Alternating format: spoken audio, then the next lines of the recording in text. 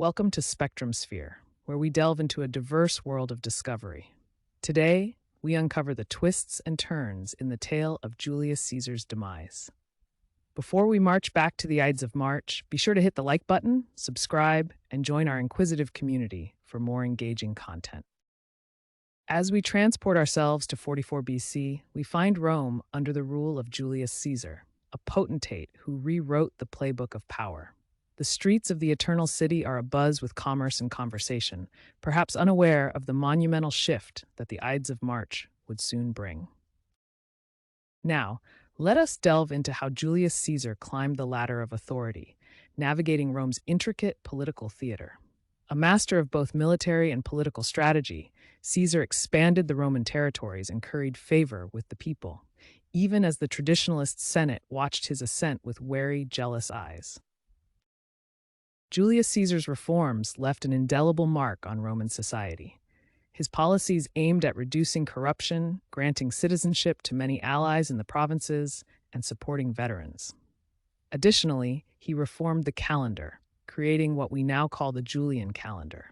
These changes were meant to stabilize and strengthen Rome both internally and in its provinces. Despite Caesar's successful reforms, many in the Roman Senate viewed his accumulating power with deep suspicion. Senators, steeped in the tradition of the Republic, saw Caesar's title of Dictator Perpetuo, dictator for life, as a direct threat to their political influence and Rome's democratic foundations. Dubbed Dictator Perpetuo, or Dictator in Perpetuity, Caesar shattered centuries-old norms. This title, which effectively marked the death of the Roman Republic's rotating leadership, incited fear among senators. They saw in this title not reform, but the echoes of kingship they had long repudiated. Within the marble walls of the Senate, dissent festered into treachery. A faction of senators, alarmed by Caesar's unbridled authority, began to conspire. Their aim was as profound as it was perilous: to overthrow Caesar and restore the Republic. This clandestine group grew, bonded by a shared resolve for radical action. At the heart of the conspiracy stood two pivotal figures, Cassius and Brutus. Cassius, driven by envy and political idealism, sought to dismantle Caesar's authority. Meanwhile, Brutus, a friend of Caesar's yet a lover of Rome, wrestled with his conscience, ultimately prioritizing the Republic's fate over personal loyalty. In the weeks leading up to Caesar's assassination, ominous signs seemed to abound. From unsettling dreams troubling his wife to a soothsayer's stark warning to beware the Ides of March, tension rippled through Rome. Public sentiment was a mix of respect for Caesar's triumphs and fear of his unbridled dominion. The Ides of March, known to the Romans as the 15th day of March, was a date steeped in religious observance, but would become infamous in 44 BC. Traditionally a day to settle debts, in Caesar's time, it marked a foreboding deadline, a prophecy that would ominously circle the ruler of Rome. On the fateful morning of the Ides of March, a Senate meeting was scheduled at the Theater of Pompey, a location symbolically chosen as it stood apart from the usual curia. Here, amidst the grandeur and echoing footsteps, the conspirators readied themselves, cloaked not just in togas but in treachery.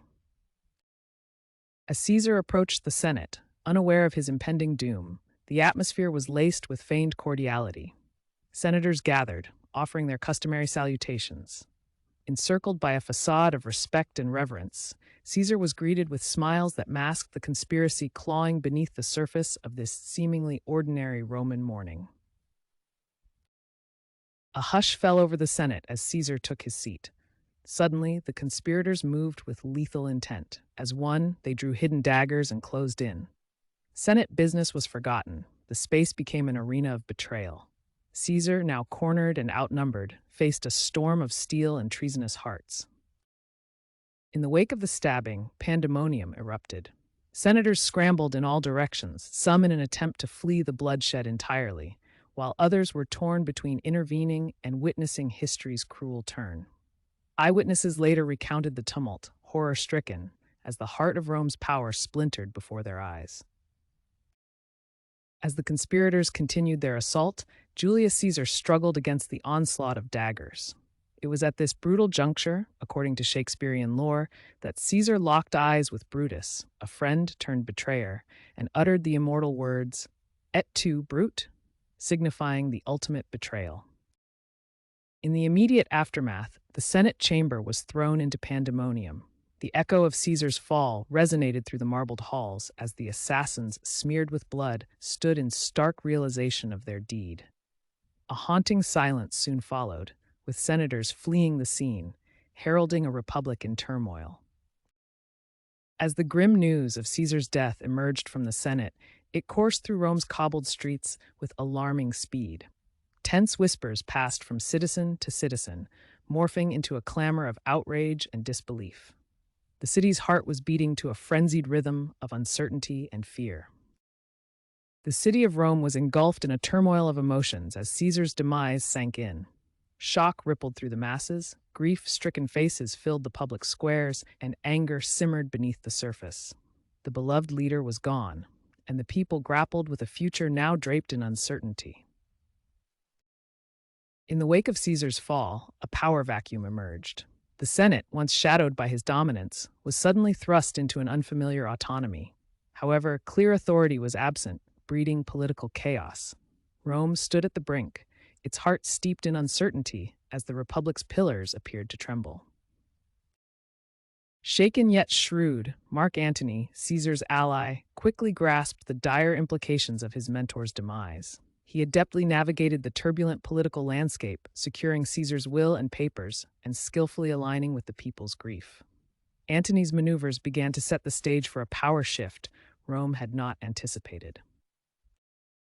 As Rome bid farewell to Julius Caesar, the city swelled with mourners. Mark Antony's eulogy, powerful and raw, captivated the masses. He lauded Caesar's victories and his benevolence, turning grief into fury, igniting a flame that would engulf the Republic and catapult Antony into the limelight of a rapidly changing Rome. Mark Antony, seizing the moment at Caesar's funeral, delivered the now immortal Friends, Romans, Countrymen speech.